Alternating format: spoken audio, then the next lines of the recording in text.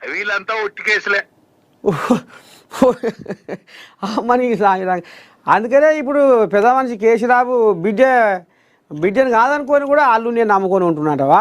కాదే, ఇప్పుడు బిడ్డతో ఏమైతుంది? ఊదు కాలేదు, పీరు లేవది. బిడ్డతో ఊదు కాలేదు, పీరు లేవదే. తెలంగాణలో బతుకమ్మ అని ఇప్పుడు ప్రపంచ దేశాలకు వాకిచ్చిన చరిత్ర ఆమెదేనాట. ఆమెకు ఇప్పుడు కవితమ్మ కాదు బతుకమ్మ అంటున్నాట. అంత అడలు చూపిన మనిషిది ఏం ప్రచారం లేదంటే కాదే, మహిళా మోర్చా అనేది ఒకటి ఉండేది. దానికి మహిళా విభాగం ఉండేది. ఏది?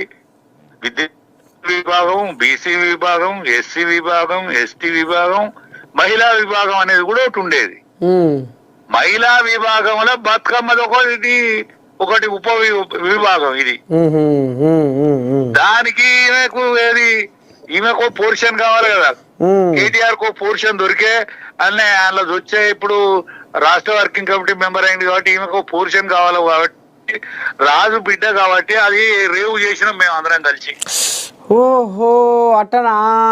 ఈ